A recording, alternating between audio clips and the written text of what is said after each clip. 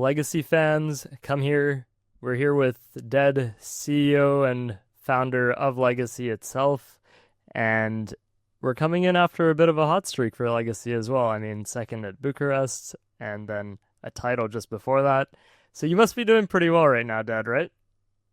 Yeah, everything I would say is good. Everything it was according to like the plan that we did like 90 years.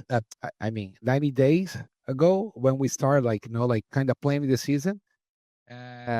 We weren't planning to actually win a tournament and so on, but I mean I take that and any day.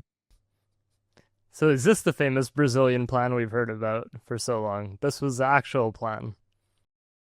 No, man, like I don't know about the Brazilian plan because we've been trying to do like something like this for so long, I would say. Yeah. But I think now I think everything that's happening right now with us, even paying gaming FURIA, I think it's just like a showing the what happened in the past is staying in the past now is like a new thing. And because we have like been through a lot of like how can I put it? Difficult situations to actually get like newcomers to actually start doing well. I think probably right now everything started. Even though like all the Brazilian players are in the top right now, they're not new, but I think right now they have like the kind of space to fly. Like we don't have this the old guys besides falling like over them.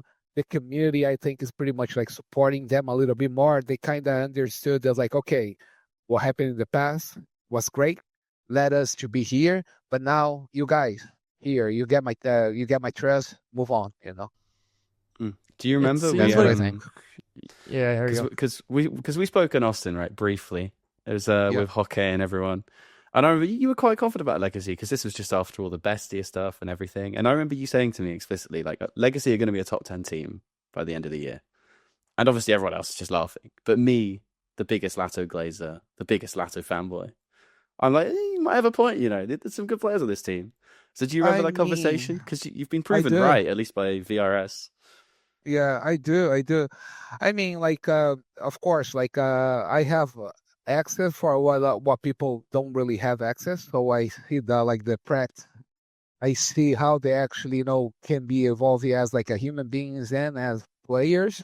So I was always like pretty confident, even though even the Austin Major we didn't deserve to be there.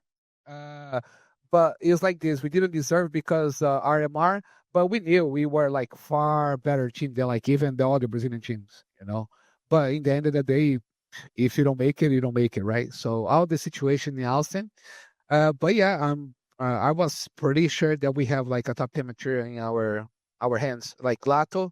Uh, and that's one thing that's funny. People from like because all the tournaments used to be like so concentrated, especially like in the top teams, because of the Louvre agreement. I think right now, this next year, we're gonna see like teams that actually are top 10. Because even though Valve like ended the Louvre agreement or whatever it is, these teams, people don't realize this, like they have points. So for the points that actually you were now, look at a year for them. Like you're not gonna see big anymore in a close Chennai future. champions. Yeah, Should respect them for winning was Chennai. yeah, but like what but they had a chance to actually to start this VRS area to actually get points. And even with Furia, they were doing pretty bad. They were like really going down, and they got the two additions on the team, and then now they went up. But they were like in the verge of like now you need to go back to Brazil to actually play qualifiers, if you have some. And, and people don't realize because I saw a tweet saying like, "Oh, Legacy, show up at a major, disappear and come back again." People don't realize like the breakthrough to the major led us to actually get you like invites for our best bounty, which you're the last seeding, right? So we won 2 games online. You make no points. Even to make like really good points or ERS, you gotta go to LAN. We qualify at the last seeding. Oh, first team that we're gonna face, Vitality. Like people don't realize that like it's really hard. And these tournaments nowadays you can break through, like we did with like CAC. PGL tournaments, and and I think like we are ready now to actually see, because I think on the Aussie major, we were like really, in a way, used to play the big top teams. Now we are. So I think like even for the major, if you don't shit the bed, I think we definitely for what is better for us is like if we go to like stage 3, we definitely gonna make some damage. But until there's the pressure that now you need to actually 3-0, 3-0. And I don't know how the guy's gonna handle this, but I think they're gonna be pretty okay. But we'll see. I think we think make to stage 3, we have like a really good chance to like playoffs, I would say. So, Dad, you already talked about the VRS system a bit in terms of how that's helped Brazilian teams kind of get some experience and help, teams in general start to be able to play in the circuit more. But why do you think specifically we've seen this rise of, Brazilian CS again, like Legacy specifically, and also Pain having a good time? Because for a while it was really not that good, right? Like you had teams recycling players, obviously buyouts were really high, and it was really hard to bring a team together. Why do you think now is where Legacy has actually, been able to find an impact other than just being able to play in the events? Like, why are the players actually reaching this level now? I think like for like Legacy case, it took me 2 years to actually assemble a good team. Even though like the reality is like before we had teams that actually we could qualify for the major. That's the reality. Because we gotta be honest, like it's pretty easy to qualify for the major. For you to be out of the major, especially like on this span of time, like 3-4 months before the VRS cut off, you gotta be. I mean, it's on you if you don't qualify for the major. If you cannot make like a top 10 America's VRS, I mean, I don't know what you're doing, that's a reality. If you take like some kind of consideration, what I think, that's what's going to happen in Brazil right now. A lot of people kind of starting to see the salary is going to be the same thing that actually happened in North America when Valorant came. Salaries were pretty high. All of a sudden, it's like, there's no point for me to pay like this salary because you don't give enough. People don't realize that if the salary is kind of equalizes, you can make stage 1, but for the amount of money that you get from stage 1 to stage 3 is like 4 or 5 times less on stage 1. So you cannot pay like players that belong to stage 1 the same salary that players on the stage 3. And in Brazil, this was happening. A lot of people were sitting on contracts, getting a lot of money, and now this contract is just going to die out, and a lot of orgs just going to be out of the business because it's going to be even harder. I think like for the next major, and if you draw like a parallel right there, is like we had 11 spots, now we have 10 spots, and what I think we're going to have 8 spots now. So I mean, we have 6 spots fixed right there. The way I see for the next 1 year, 1.5 years, like 3 majors, is gonna be a huge gap between FURIA, Legacy, and Pain Gaming. I think Pain Gaming, if they do like really bad on this Hong Kong tournament, if they lose to Tailu and they go 0-3 on the stage 3, I think they're gonna have a really hard problems like throughout the season because the VRS cutoff is April 6th, and every team is gonna play the first big 3 tournaments in the year, and nobody gonna miss out on the tournaments because of the major points, right? And they're gonna be in this kind of limbo. They need to go back and play like local lands, and they supposed to be favorites, but domestics matchups, you never know. It's gonna be like teams that you prac every day, so you never know what's gonna happen, like so I think that's the main difference. Things probably gonna equalize. New players will come. I think we have plenty of Brazilian players that can actually be good. The problem that we have right now is like I don't think these kind of not old guys, but the guys that actually kind of surf the wave from what like SKLG did right there and got like high salaries. this will come to an end. I think after this major, nobody's gonna be crazy to like throwing money on people that cannot make it, and new players will come, and guys like Latto, Caserado, they're gonna be the new idols of these guys, because like I was there with like SKLG. Like following just won the title 8 years. We're talking like major like 10 years. It's pretty hard to see like if an 18-year-old actually saw that. He was 10. So yeah, we finally recycling this. So the community and the new players gonna have like new idols, and I think that's gonna be good for everybody. So we're gonna get like more players, and I think in a sustainable environment for like organizations and players. Mm-hmm. What you're basically saying there is, I mean, if you think the top 6 for Americas, so like at the moment right now, it's Passion UA is 6th, Imperial 7th, NRG 8th. And then below that, you've kind of got the Fluxo, Sharks, 9Z, Bestia type teams. And it's like, they're the ones who are going to really be more important for Americas to keep those slots. It's kind of like if they're able to But do there's a what catch SA right teams there. usually do in majors, right? Yeah, but there's a catch right there. Let's be real. Furia is not American team, right? Fashion Way is not American team. NRG, even though they play in US, but they're not really American team. So we're talking like about like out of 6, MIBR is not even like a American team anymore. So we need to divide like things. Okay, like this team plays here, but this seems like fully like a America team. When I say like all Americas, but they don't even touch like the home ground. So like that's the difference that we try to do. We try to go to Brazil and we try to crack against these teams because I need the level up. If Flux are gonna play every day against Red Cannons, they're gonna stay at the same level, and their level are not good.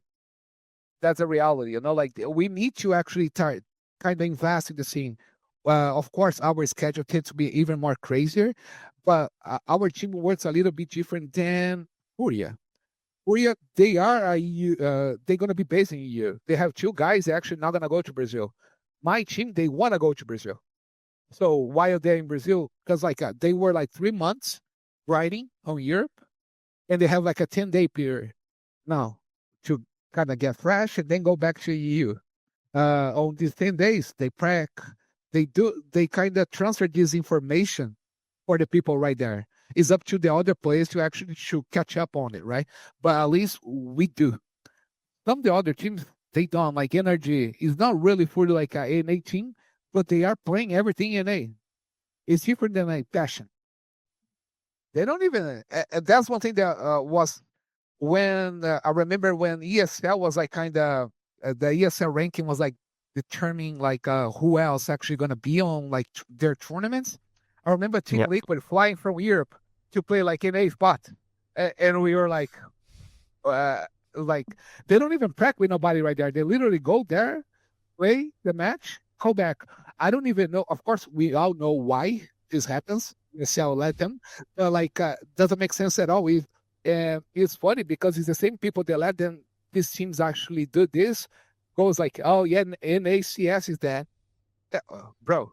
Like you got like people grinding 24/7 to literally have like play fair for like the spots and even that experience to actually go to EU, play against the better teams. All of a sudden you get one EU team. Oh yeah, they are American. Here, play. I think back then it also ruined Liquid's schedule too, trying to practice like that and trying to go back to NA and play. Yeah, exactly, because they were traveling and then playing qualifiers and then immediately having to travel back. So it wasn't really good for them either. But I mean, how I wanted to ask, just because you were talking about how Legacy traveled to South America and they're practicing 10 days here. How involved are you with like the regular operations of the actual CS team? Like how integrated are you in terms of what they do? I do everything on a daily basis. I discuss the schedule. I do even like the projections for VRS with the manager. Our organization is pretty small, and I mean I've been in this business for like 15, 20 years. I don't know, a long time. I've been to like organizations that actually went to the top, like SK, LG. For me, it's ridiculous that we have like organizations that have like 100 people working. You don't need that. I mean, if you get VC money, you need to spend the money. That's pretty much what we need to do it, right? And then all of a sudden you open like an office in Santa Monica for $40 million. Like then nobody ever gonna even be there. That's the reality. But I don't know. I'm not saying like the way they operate is like wrong, but the way I see is like if you get everything close, the people that really understand, you don't need a lot of people. The communication gets all messed up. So and we work differently here. We treat players as partners. Of course, the organization always gonna have like the last say on it, but we kind of like would never happen with us.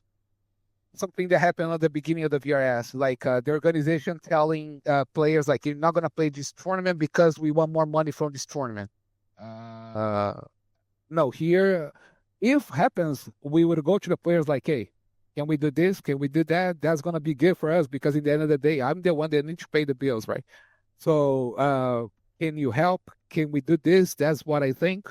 We are pretty small organization, and we tend to be like this for a long time. Like, I even make jokes like because Brazilian organizations are pretty league oriented, I would say. Yep. People tend. That's my point of view, right? I might get some flack here, but the biggest organization, the biggest organization in Brazil, like for esports, is Pain Gaming. They are being in the business like for 15, 20 years. They have like a lot of people that cheer for them. FURIA is big as well, but especially like the main point for them is like the CSGO, which they'd be doing great for the past like 5 years, 6 years.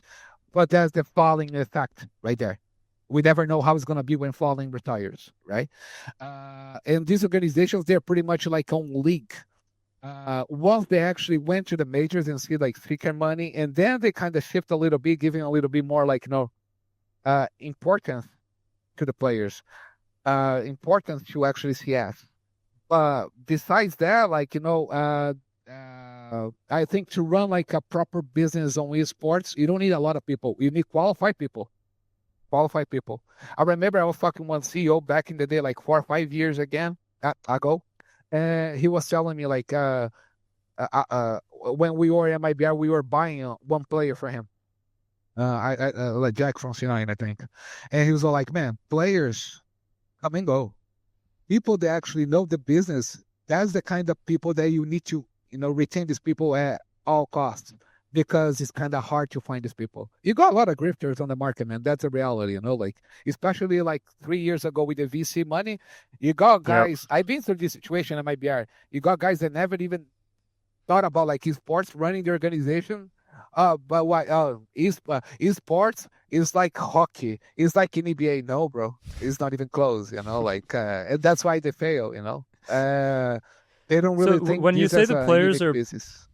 when you say the players are partners, what do you mean? Like, can you expand on that in terms of like, do they have ownership stake or do they just have No. influence in like choices of what the team Choices. is able to do?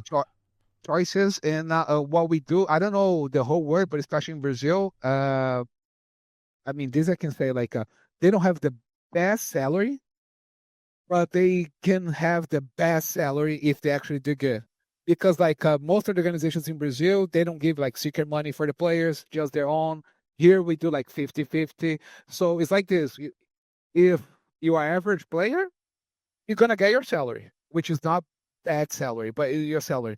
But if you start doing good, you're going to have the best salary like on top of the Brazilian players 100%.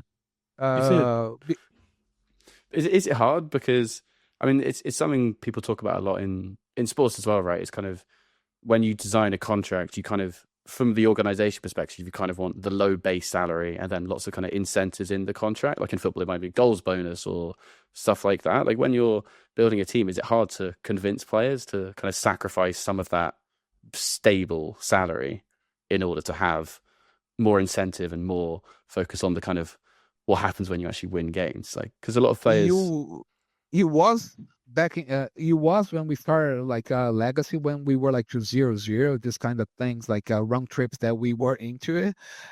It was not hard, but I got players that we invited to come and they were like, no, but this other team is gonna pay me like double. I was like, man, okay, I'm gonna pay you half, but if you in that team, if you make to the major, you have zero. If you do good here, you're gonna get way more money than the other team. But it's up to you. And I see this as like a people now willing to sacrifice.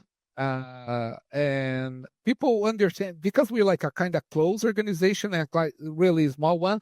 That's why like I'm able to actually keep like Dumau and Latto for so long because they know like the at the end of the tunnel there's a brighter light than like other places. And it happened like a lot of teams like in Brazil wanted to go like to get Dumau, Lado, and a lot of times I even told like I told Dumau once when FURIA tried to guard him.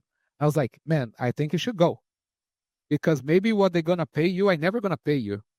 And but it's up to you. He's all like, no, I like here. Like Lado after the Shanghai major, I call him. I was like, man, I don't know if I can curse on a podcast, right? But Yeah, of course. Feel free. I was like, man, after the Shanghai major, I was like, man, we're gonna try to do like a move. We're gonna try to get players. I don't know if you're gonna be able to because we didn't even make this chicken money. So I'm gonna try to actually buy them.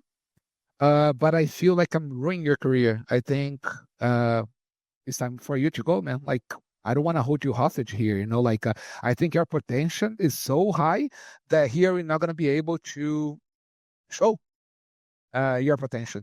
And he's like, no, let's see if you can get like, two good players and then we'll see. I try to be upfront with the players. At least they know, like, they have a straight line of dialogue with me. And it happens before, like, try, he wanted to leave. Okay. If we're not happy here, I don't really feel that keeping a player that doesn't really want to be there going to do any good. I'd rather just start everything. And I've done this a couple of times, like I think we have time to start all over again. If I need to start all over again, I'm okay. That seems like I a think rarity in Brazil, though, right? Because it seems like a lot of organizations in Brazil, if they decide to cut a player, they're holding on to them so that they can get a buyout from another team because there's just so many different clauses that just allow for extended he buyouts. So was, it seems like what you're doing is a rarity. yeah, I think so. He was, but right now I think it's gonna be really hard. First of all, like you got organizations in Brazil that pretty much kind of give up. Like most of the Brazilian teams not even gonna boot camp before the major, which for me is like mind blowing. Like you're pretty much like saying like we got the seeker money. We're not gonna go nowhere. Why are you gonna spend money on like a boot camp? That's at least the message I get it, right?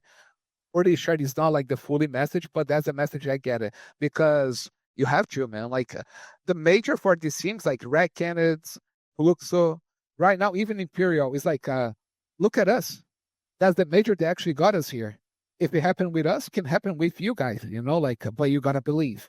That's the reality. You gotta believe. And In the that players, case, sorry, go on. no, like and the players, like the buyout and everything, they can be high. Nobody gonna pay for anymore. That's a reality. Like even yesterday I was asking the guys, where's safe? Like he's not a really bad player. He's a good player, but he's still on the bench at MIBR. I don't think nobody gonna buy him out.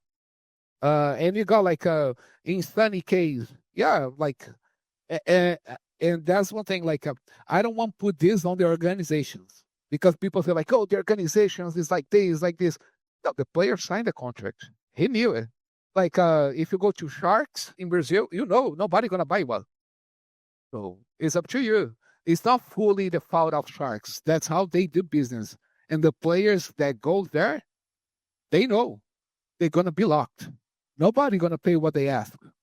It's impossible. And like in my case, when we went to Shanghai Major, in our head is like, okay, if we made this secret money, I don't care. We're gonna spend everything. Like we're gonna try to get Lux, or we're gonna try to get in Sunny. But that's what I told for the guys. They need to do bad so they can leave. And we were the worst of the worst in Shanghai Major. So like, how the team actually gonna downgrade? Like, it's impossible. Like, how the player go, yeah, let me go there and downgrade.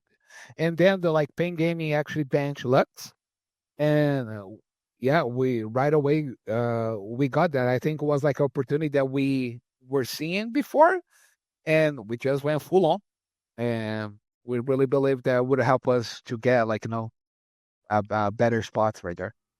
Isn't it kind of just a bad business model though? Like when we hear about Brazil, it's like if you're a small organization, like sure you want high buyouts, but they still need to be realistic because if you're a small organization, you want to be able to flip your best players, sell your best players, and then reinvest it. Kind of how I know, like Game Legion done it a few times. There's obviously lots of examples in Europe, and it feels like in Brazil, like you've got this really good player, but no one signs him until his contract runs out, and then you lose your best asset for free, basically. But you just had him for a long time. It feels like it's not how It's the not best way to really use your like talent.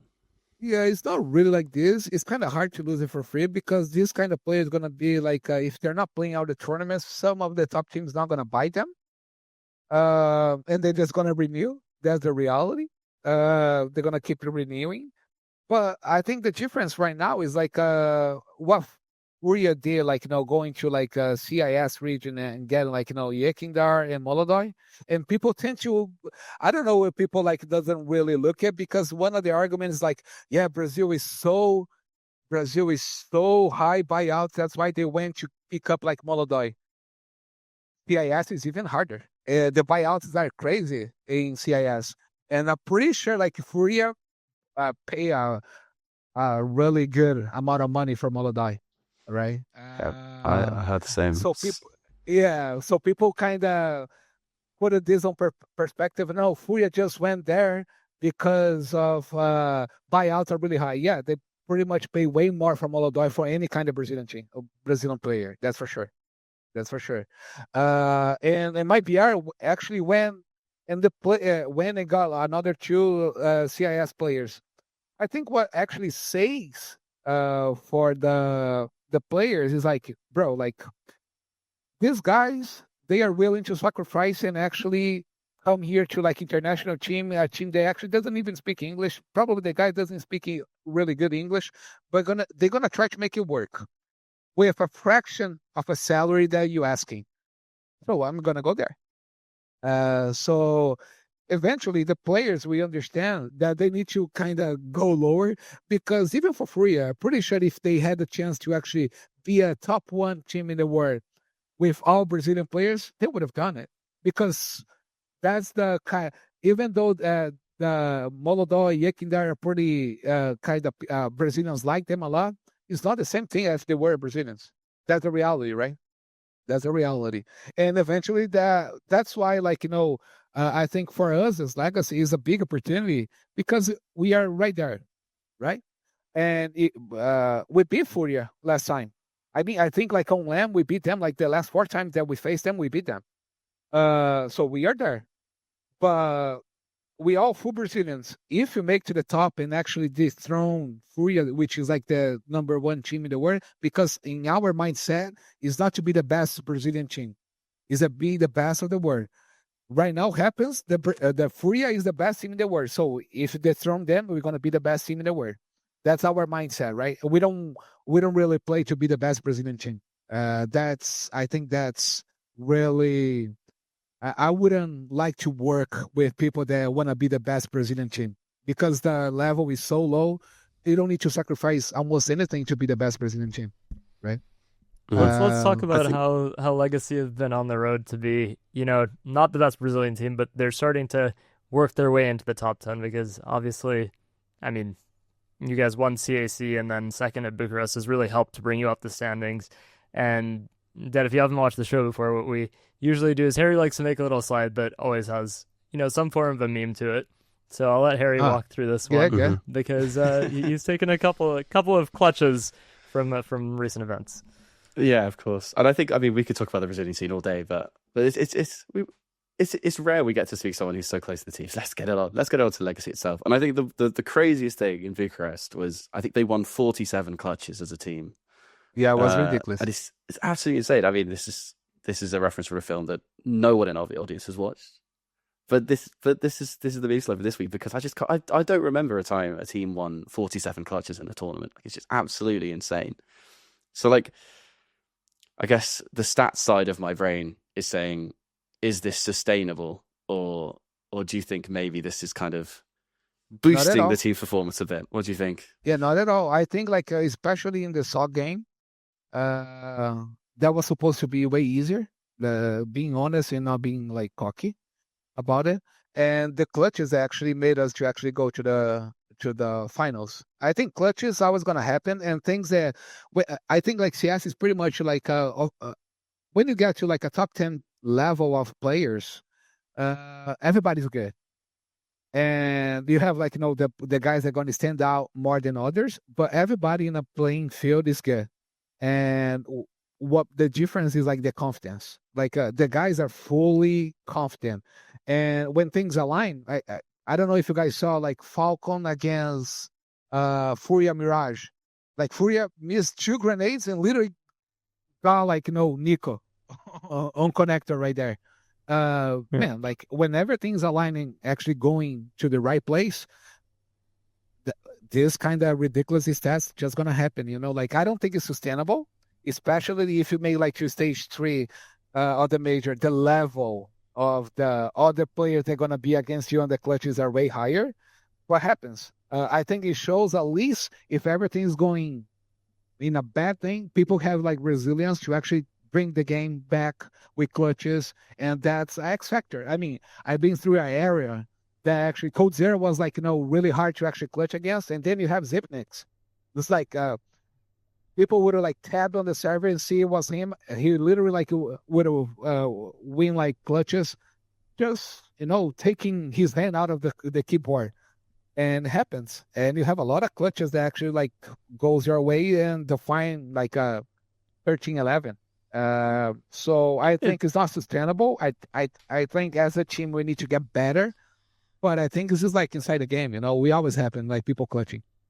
It's pretty rare in the modern era that you have every player putting up these kind of clutch numbers, though, because like usually you'll have 2 to 3 players who have somewhat decent clutch output, but having a tournament where you have all of your players showing up like this is a rarity for sure.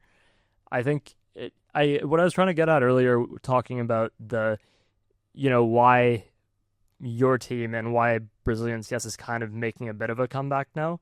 This is kind of what I wanted to direct towards, because this kind of experience that you need to win these kind of clutches and the kind of mentality that you need is something that was missing for quite a while. And I was trying to get at, reasoning that you might have for why that's happening now.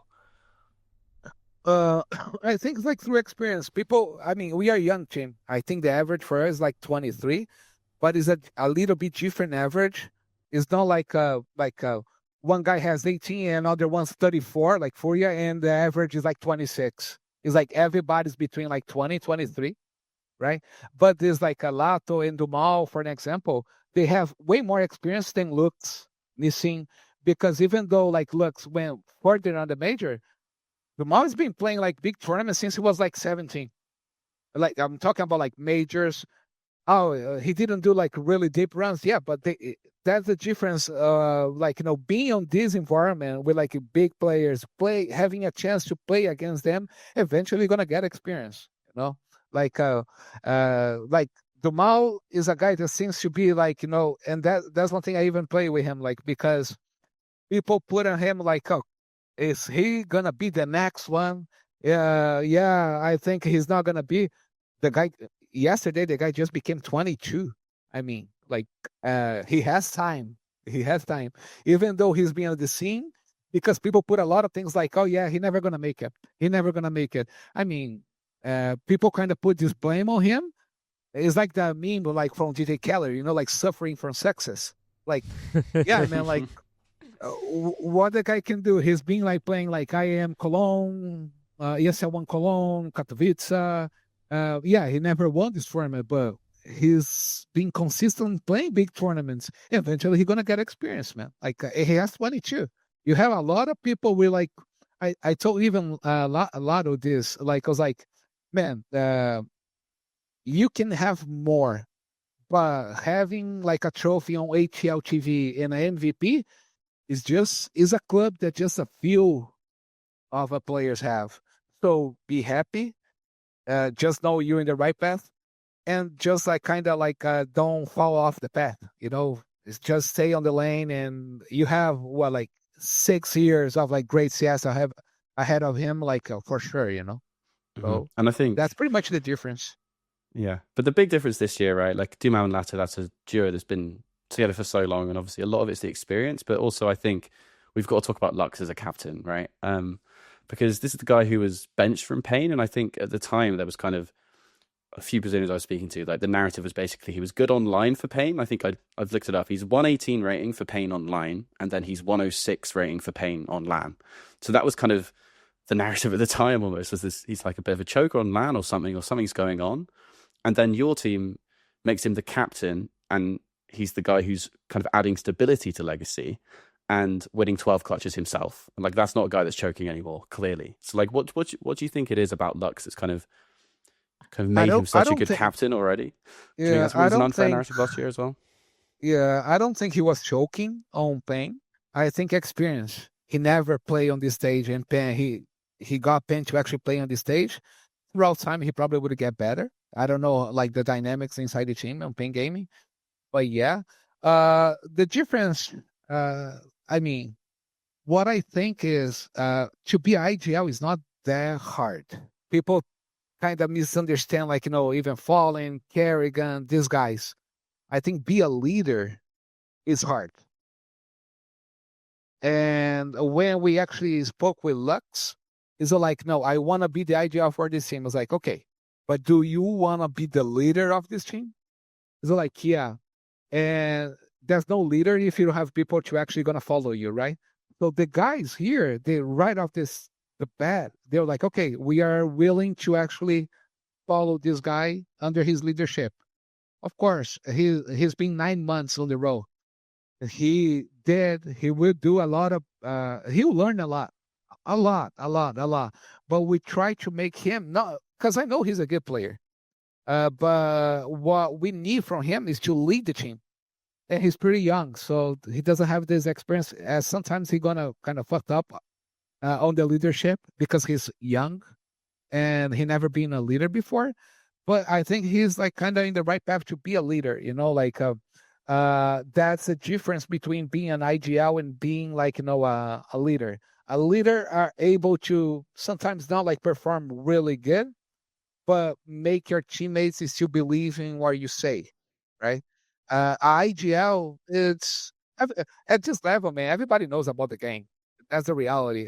People don't want to be IGL because there's all this kind of shadow behind. Oh, I need to think about everybody. I need to think this. I need to work this. And my level gonna drop. I think in some extent it's true, but not really true. Like because do you really think like Nico Donkey doesn't know nothing about the game? Like Zayu, he know less than Apex?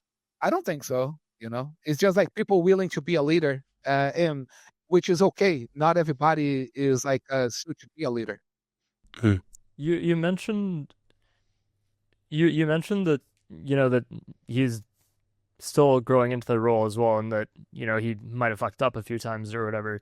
Is it you who's holding his hand in that and helping him work through how to become a leader rather than just an IGL, or is that someone else's responsibility? Like how do you work with him in that sense to help along that path? It's me, the manager. Is pretty much like the old people, right? Because like we're talking about like a 22, 23, everybody were like teenagers at once. We know that people don't really gonna take 100% like what you say, and in 3 years he probably gonna come back with like, yeah, I should have listened to you. That's pretty much what happens. But I try, and the manager as well, just given like experience though what we've been through. Like I've been working on like I've been on the game for so long that I pretty much saw every outcome that you possibly can imagine. Like with players, I've been in the best team in the world. I've been one like in a really shit team in the world. I've been with like pretty much seeing teams get destroyed by Eagles. So there's nothing you can do, but if you take this experience, like you can show for the guys, like, man, these things you're doing, I've been through this and didn't end up well. It's up to you. It's your way to lead, but I'm just telling what happened. If you wanna That's kind of why I asked, go. because like that's kind of why I asked, because you have so much experience, and we've heard this kind of phrase from, other coaches or other members of our organizations that you like share this experience. I'm wondering like how do you actually share that experience? Like what's the process behind that? What do you tell them in these kind of moments if you have like any example off the top of your head even? When they're like really like uh playing, I don't talk nothing about the game, even though I understand a little bit about the game. I don't. Is between the analyst, the coach, the head coach, the manager. But in kind of these kind of life situations that they put themselves in, it's like, I mean, like they are teenagers, 20 to 23, 3 months together, playing 10 hours a day. Of course, gonna have some frictions, right? And I try to be like kind of close to actually stop like snowballing. So we used to do like every with the psychologist, like every Sunday, we get in a meeting. It's like, guys, just let it all out. And it's better to actually we finish everything that you guys holding right now, then because it's gonna snowball. And right now we are even like closer to them on that sense because winning pretty much masks everything, right? When you're winning, everybody loves each other. When you're losing, everybody wanna kill each other. That's pretty much. So it's rather to actually fix things now because it's like CS is a roller coaster. You're winning right now, and that's the beauty of CS. You're always gonna have a chance next weekend, right? So, but if you get in this snowball effect, next week is gonna be worse, and the next week is gonna be worse, and all of a sudden you don't have a team anymore. So, like, I try to be with them. Like, I went.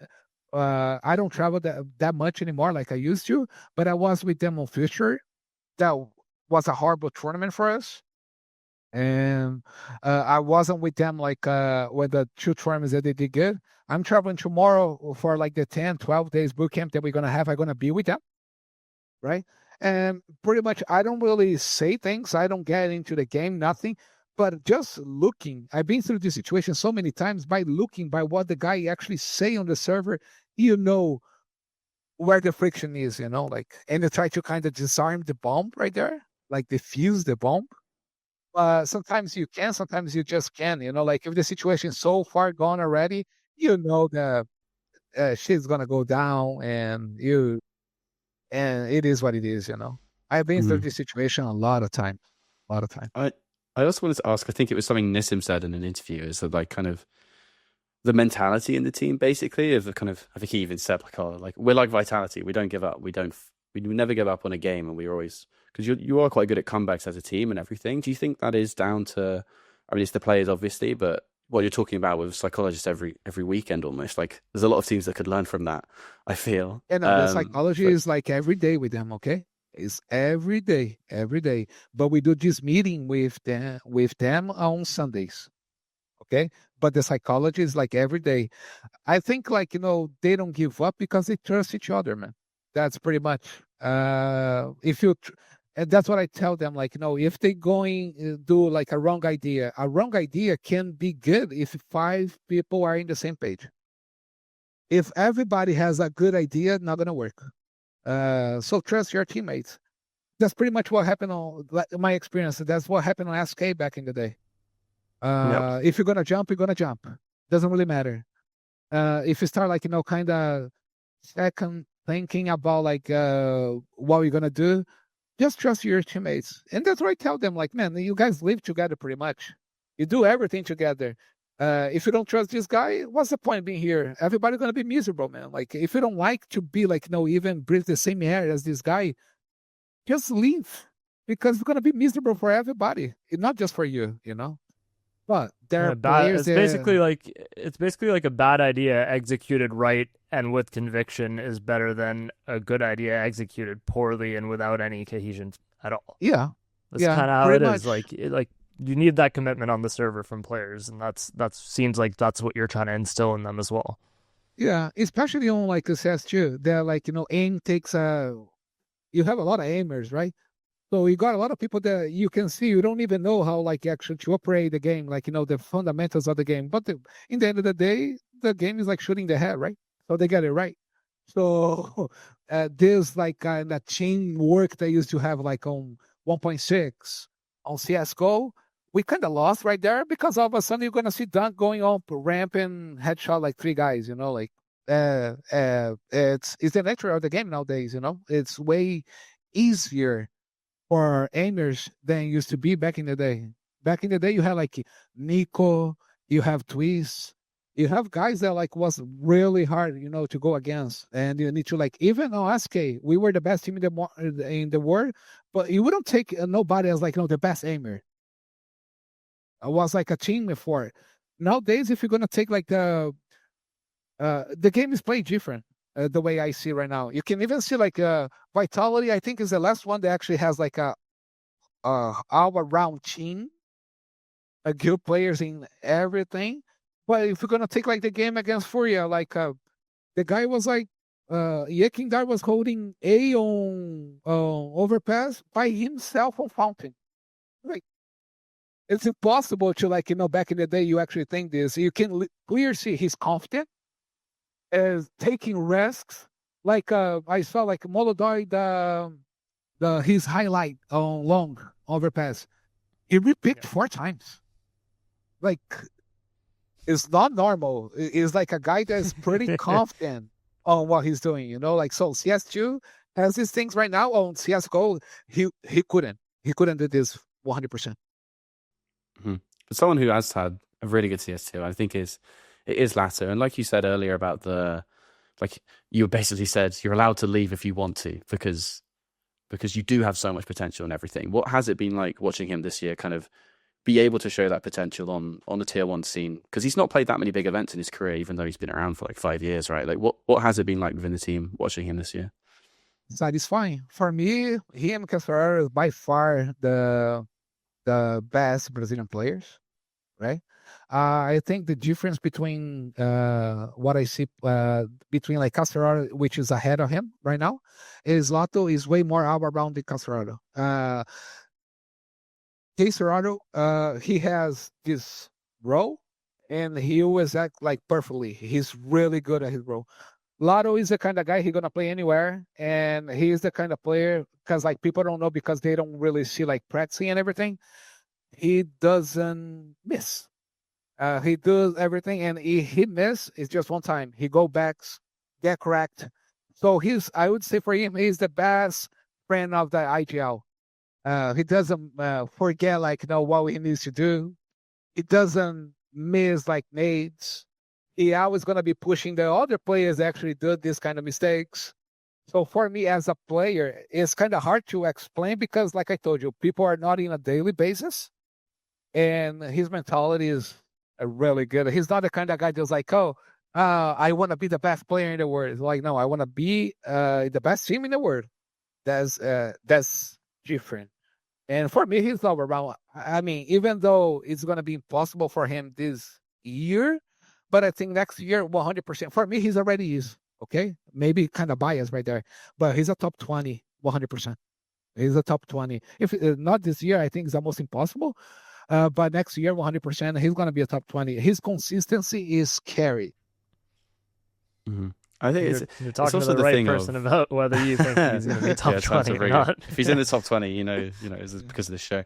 But I also wanted to ask because he was thought of as a kind of anchor, at least when if I spoke to Hockey about like, okay, Brazilian dream team, he was often in the same team as Casararo when people kind of came up with it in terms of, if they're sending Brazil to the World Cup. So like, what do you think it is about latto that does make him so adaptable? Like, do you think he'd be able to have the same output in a kind of team where he was maybe the 3rd or 4th best player instead of the star? I think his IQ, man. If you're gonna get the players, especially Brazilian players, IQ is not the best. So he's just smart. He gets really easy and fast, and he's always a guy that you're not gonna have really much problem with, like egos. He will listen to you. He will give his point. So I think that's like on his favor. And I mean, like that. It's not like it's not actually he can build a rocket and actually go to Mars, like it's the other guys that just like doesn't really think about it. His egos, his social media. And for him it's like, oh yeah, he's just gonna play, he's gonna try to do the best that he can. For me, he's a joker in my team because it doesn't really matter if I need to replace somebody. Latto can always switch spots, right? So I'm always kind of open to actually get one thing. I really would like to see him as IGL, but he doesn't want to. Before we get in trials, like, man, have to be here. Have to be here. It But he did. sounds like he's almost more of like in a Yuri type of player in that case. Then, like you compared him to Quesarada, but it sounds like he's slotting into the way that Yuri kind of first broke out onto the stage, where he would kind of play a little bit more cerebral. He would slot into whatever roles he wanted, and it wasn't like the breakout like Quesarada was, but he was putting up numbers as well. Is that would you say that's accurate as a comparison? Yeah, and I think his consistency is, like Yeah. I told you, like his carry, because he's not a star player, but he always gonna be there. I remember one thing that I used to say, like to Fur back in the day, right? Because like Taco wouldn't get like a lot of numbers, but he was doing like it perfect on his role. And Fair, and I to tell Fair, like, you need to at least 20 plus on the game. You're the one going like you're the one that actually going connector and mirage. Everybody's flashing for you. Everybody doing whatever you want. You have to get kills. That's the and people don't realize, even for like to have a job on sports as a player. We had Kenny S, we had a Code Zera, we had Olaf Meister, we have Zayu, we have a Simple, we have a Donkey, and we'll be a next one. But not, will be, but you're not gonna find that easy at ROPS anymore.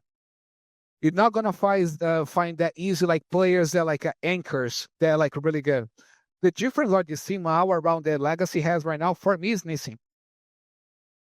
He is like one of the most reliable players that we have, because he might not gonna have like a really good game, but if you're gonna take like this too, he always gonna be like on B player right there. He gonna put a lot of pressure on the guy. He's not gonna be able to actually rotate. And these kind of guys, they always gonna have a drop, man. Like, because people that really understand in CS, it's easier to find a new donk than a new ROPS. That's why ROPS is like really valuable for every team that actually was with him, because it's really hard. I think something that's key in that as well is that it's not just Rops in the way that he's consistent, it's the way that he's adaptable and can play for so long with that kind of role. Because, for example, even during this whole period before Rops joined Vitality, there was like Jimmy was talked about whether he would, join Falcons or whether they would buy him out or whatever. But you saw that Jimmy also dropped off. Like, Jimmy had this period where his stats dropped off, his impact in the game dropped off, and not every player can just be that consistent for so long and have that output. And I think that's kind of what you're trying to say as well, because it's like not every player is going to have a flawless career like you saw with Naf. I would say Naf is actually a very good comparison, actually. He has had, this very rough patch of his career in the first half of this year. But before that, he was almost never a player that you would doubt to have his numbers and have that consistency. No. And it's kind of like this exact similar role that you're talking about. That's kind of what you're trying to highlight with Nissim, right? Yeah, I think of course, he's not close of these guys, but I think he's pretty reliable in a sense, and he's growing. Yeah, and I don't mean in peak. I mean more in the sense of like what you're trying to say his future could be projected to be. Yeah, I mean, from Legacy, if he picks even more, awesome, right? But if I'd rather have him like Sable in a high level, because then I have room for like the guys that need to like kill in a sense, because dumau is okay for him to have like an off game, a really good game, because he'll try more. Like missing our team, he cannot try, man. Like, he cannot just like go through the smokes and see what happens. Like, I found this gap right here. No, he needs to be stable. And I think, when we got him, we didn't even know the whole thing. he was 1 year without playing because he was locked in a contract. We all the Sharks again, ban wasn't it? Sharks thing. Yeah, Yeah.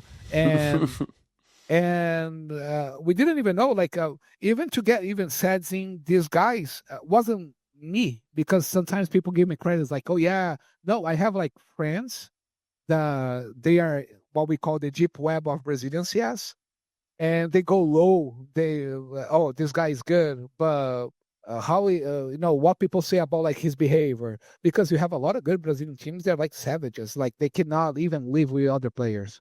He's good, and that's it. But I'd rather have everybody playing at 80% than one guy 100 making everybody play at 20.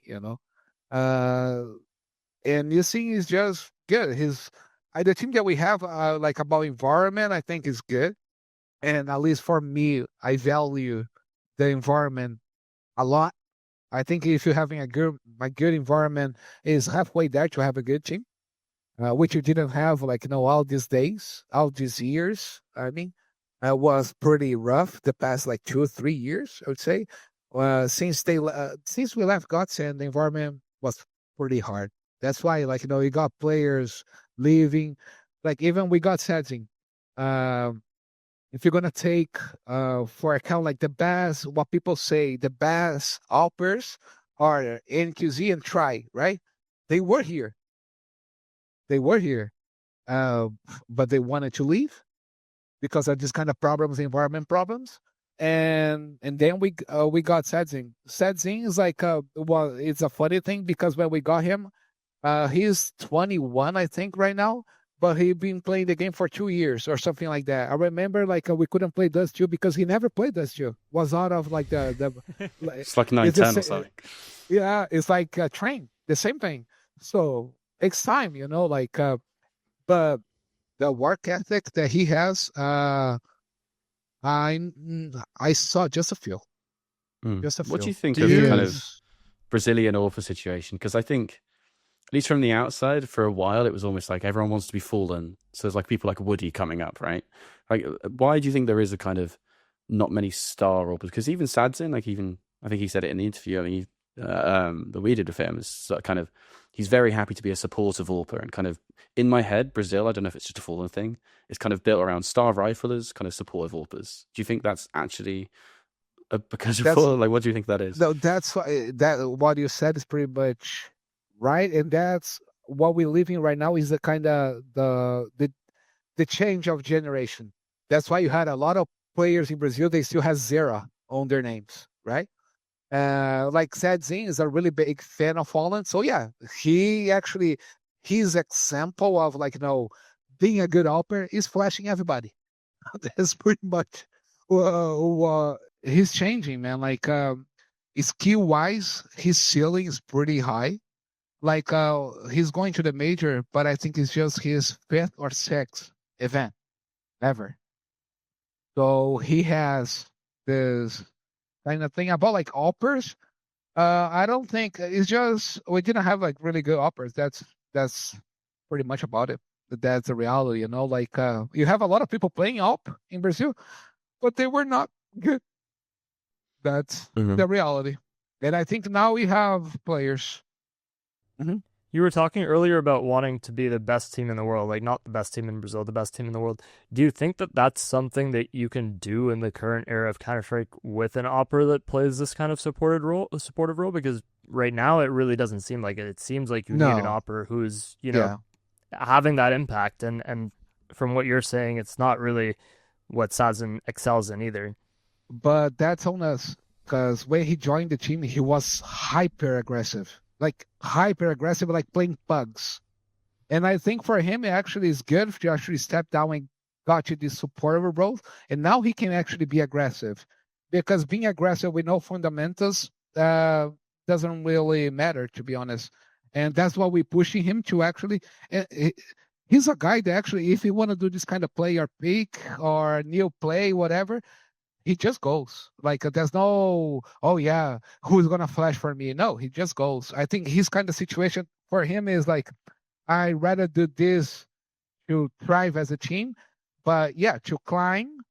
Yeah, and even the series we one, like I think he did bad in a couple series, but the series, especially like the ancient ones that actually we won the series, best of fives, he was everywhere in the map, peeking and being aggressive. So I think that's one thing he needs to do. The coach, the analysts, everybody needs to actually support him like we're supporting, and eventually he's gonna be there. Because if you're gonna check like the top teams, it's all you got like all aggressive AWPers, but we got like hyper aggressive like Molodoi for example. But I don't believe being hyper aggressive like this actually gonna make you really good for big period of time.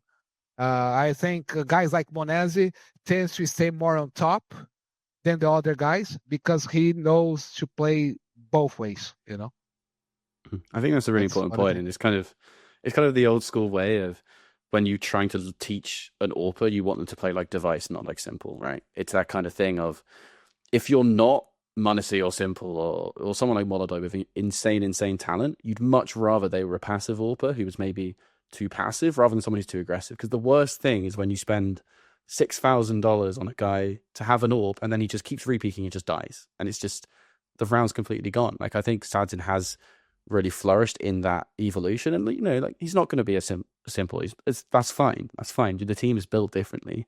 And I think that's why Legacy are fun to watch sometimes. It's because you can see that he still has it in him. And it's like when you are in these kind of lower man situations, he's still able to be aggressive in mid rounds, but he's not throwing rounds just trolling completely like some other offers in the scene. Yeah. And what you said is pretty much what I believe. I don't even think with the team believe what I believe, but I'm going to put it right there, right? Like, I'd rather have a device than have like a Monesi. I'm talking about like picks and picks, right? Picks and picks. Of course, today everybody want a Monesi, right? But the guy that owns like 4 majors, you don't see highlights. But if you go in, but he's gonna be there. He's gonna kill. Back in the day, you used to joke about it. Iscaduro. He wasn't a flashy one, but he would be right there on cash, like on car. Everybody that actually go to his Corsair is like, okay, I got you covered. He'll kill the guy. He'll kill the guy. And I don't want. I mean, if you have the ability to flick every time, good for you. But that's what you said, like like works because Monesi is gifted enough to do it. It's not because it's how you need to play. It's every sport's like this. The guy sometimes is so good that what is hard seems to be like achievable for everybody, but it's not. Happens back in the day, like Kenny S. And even like Paulin was a great opera, but he wasn't Kenny S. show off. But he was the opera that actually we needed, like and that's what we try to implement to setting. He needs to be an opera that we need to rely on it. And he fails in some maps, like especially does two against like some fly class. He fails. He knows. And that's a good thing that we try to actually implement the team. When somebody come and tell you, hey, you need to get better, it's not because people calling you out like, oh, you're a noob. It's because people still care. If people get to a point they don't care anymore, you can leave, right? And that's the kind of mentality, which is hard, but that's the kind of mentality that we try to implement on them. And Sadzin has a really high ceiling, man. Like, I don't know if you're going to get there, but he has time and ceiling and the work ethic to actually get there. He works a lot. He always, like whatever the coach tells him, he would do it the best way he can. Teammates, I was gonna come with something that actually can help the team or play for him. So I know there's a lot of criticism on him, especially in Brazil. But the future that he has on him is only up to him. Like he might make it, he might not make it, but I truly believe he can be the guy. And it's not that actually, oh yeah, we're gonna replace him. Who else? It's like who else? It's way better. We is $500,000 better than him, and so that's the situation. And I think we're running out of time a little bit, but I had to ask. Are you going to ban Duma from doing this ever again? And if you win a But trophy, like if you win the major, please tell me he's going to wear some shoes on I don't stage. care. He does whatever he wants. I only focus on the trophy, man. As long as the trophy is in his, if we don't get fined, okay, he can do whatever he wants, like. And we in the organization we are pretty chill because I saw a lot of people. Oh my god, he went like barefoot. For us, we don't care. Like, as long as they are happy, and that's one thing I tell them. That's up to us to tell who is Eduardo, the individual, this story of them. We need to tell everybody. ESL, Blast, they need to tell who is Latto, Nissin, Dumau, the players. They do media days for this. Us, we want this. That is Dumau. In a daily basis, that is Dumau. That's Eduardo. And that's what we want to show, like they're just a normal guy, man. Oh, but yeah, that didn't look so nice. Yeah, but that's the picture that's going to be hanging in our office forever. Because we believe right there is like the guy that we live every day. It's not Dumau, it's Eduardo. And for us, it's okay. Of course, if he wants to wear whatever he wants, we don't care. But I'm pretty sure if he could back in time, he would have wear something. Pretty sure about it. But imagine the explosion of emotions, winning your first title. So I think when he realized it was too late, he just went for it. Just running for the trophy. Don't have time to put shoes back up. But yeah, I want them to be themselves every time, every way possible, because they are good people, they are good kids. I think that's valuable to keep as well, though, because you do have some organizations who try and train that out of people to become a little bit too robotic, even, or if they're trying to take the player's ability to show that personality, even how in small ways sometimes. And it's not like they're telling the player to not do anything, but sometimes when you take away these kind of little things that could seem a bit unprofessional, it does take away a little bit of their autonomy and a bit of the way that they shine through. Because I think you're right in the sense of what very likely happened here is he just had the emotions really get to him in the moment, completely forgot to put his shoes on because players do take their shoes off during games, and just ran out to lift the trophy. And I think that's actually kind of cool. Like there's something funny and cool about that story, and I like the idea of it hanging in your office and this being the photo that you look at. Because, he just has his dogs out on stage as the other photo with Fallen hat as well. So I think it's just a cute little story. I just think Brazilian teams, dogs out on stage when you win a trophy. Yeah, but that's even good for the public, like because people there playing, they can see they're normal people, because we are in the stage right now, of course, you have a lot of pressure on social media. If you do something wrong, people gonna try to cancel you at all costs. And of course they know what that's some path you cannot cross, but just be you, man. If you're gonna bring a dog, and I think it's good for young people coming because they can correlate. They're normal guy, man. They're not the guys that actually gonna be in vlog wearing Rolex and Gucci, and no, they're normal guys, man. And they are like this, like the way they dress right there. It's gonna be the same thing. If we go show up the boot camp or hotel, they're gonna be the same thing.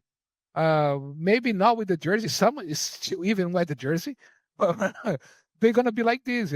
That's who they are, man. If they wanna go to get all dressed up, they can go to HLTV awards. We don't require them. We just hey, here the uniform. Just use the uniform, please. So everybody gonna be kind of professional way. But if you're gonna lift a trophy, and how I can condemn the guy that just won a tournament? He pretty much gonna look at me like, I'm sorry. The emotions were so ridiculous. The last thing I actually thought about it was my shoes. So nice, man. I hope you have way more moments like this. No shoes on.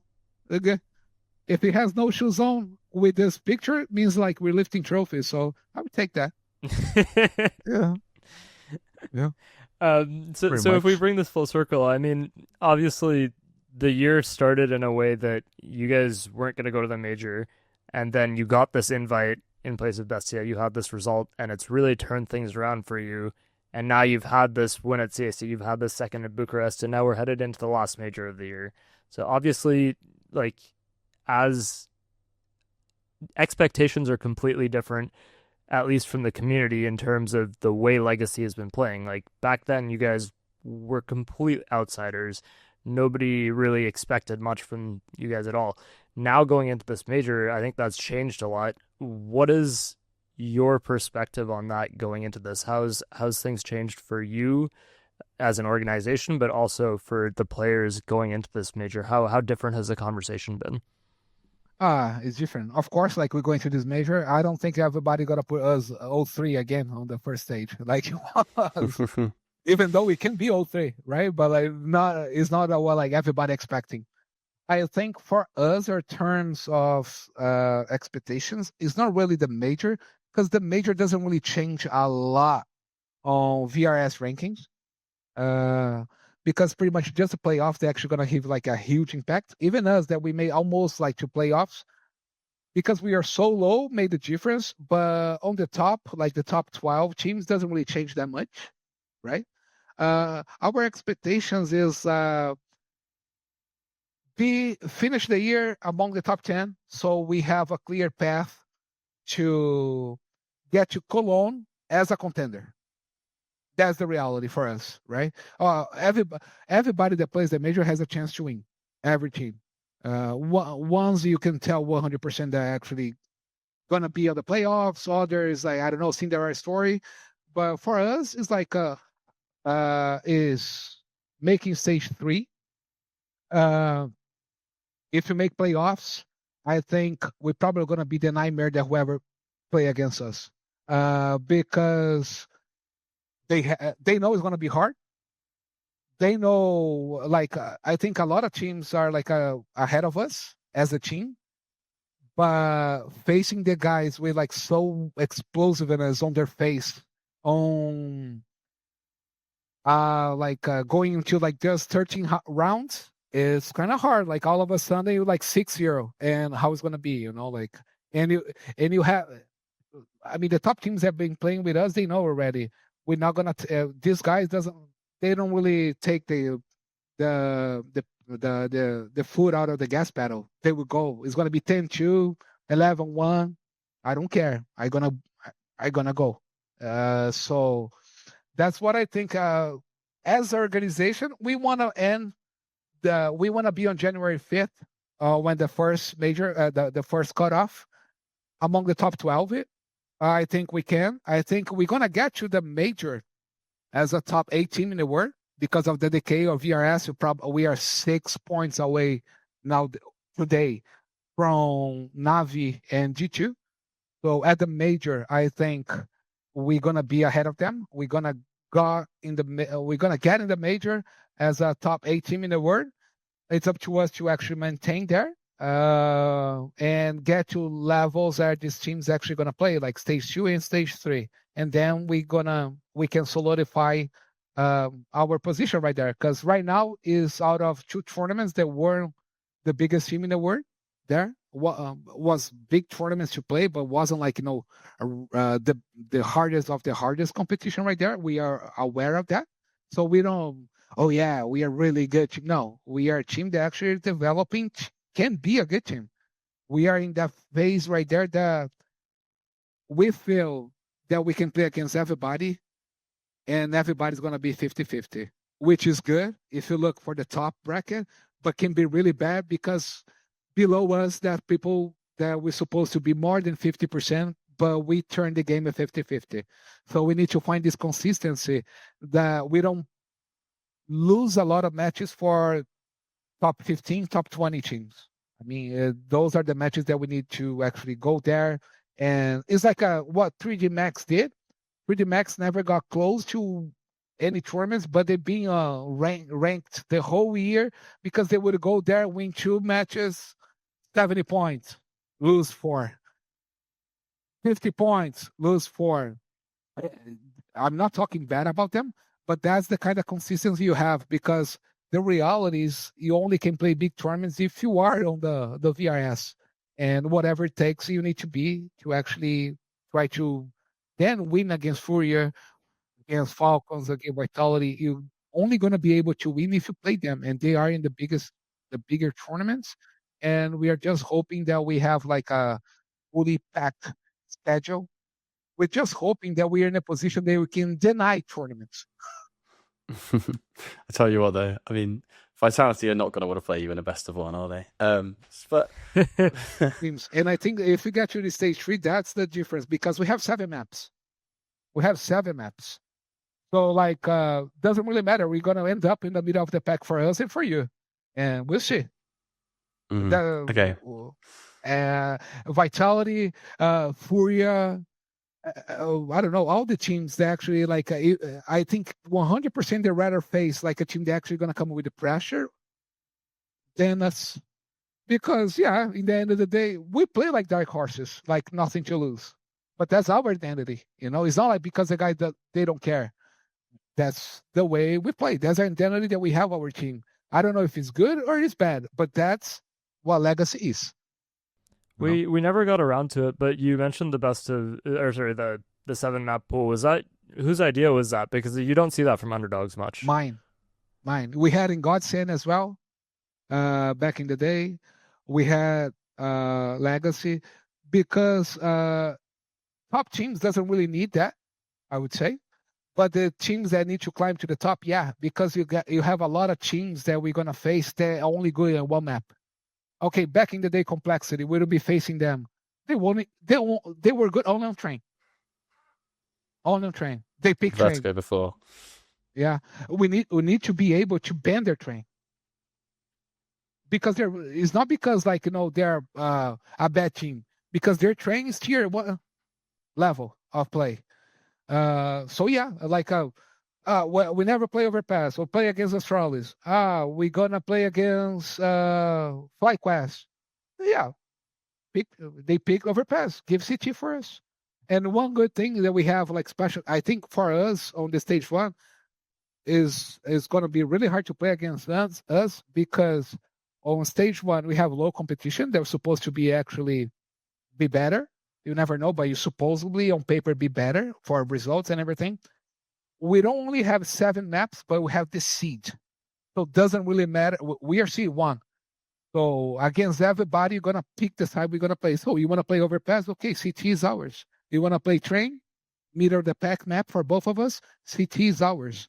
That make a huge difference having 7 maps, especially at the major, because you can get screwed in the first day. It doesn't really matter. Look at Mouse Sports, the other major. You can get screwed in the first day.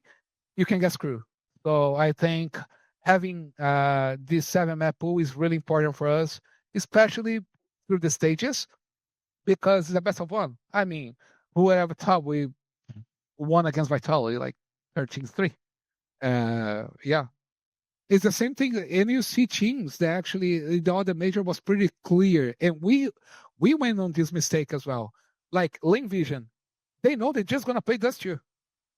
They got through the stages playing Dust 2, and we were dumb enough to actually play a best of 1 Dust 2.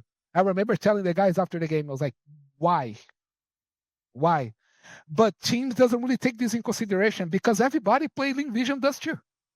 So it's impossible for you. You don't have 2 maps that you can play.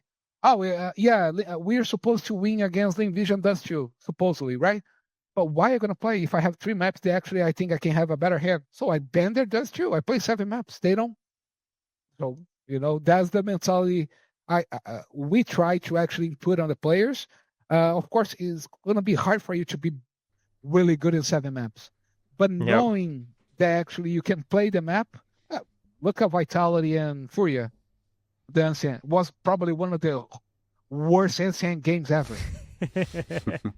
Right? But it took the chance. I don't know if I saw an elbow smoke land that entire game. Yeah, don't even want. Yeah, but it's pretty much sometimes you got to have the balls to do it, but actually, if you were the Ancient game supposed to be for Vitality, mine would have changed the whole outcome of the series.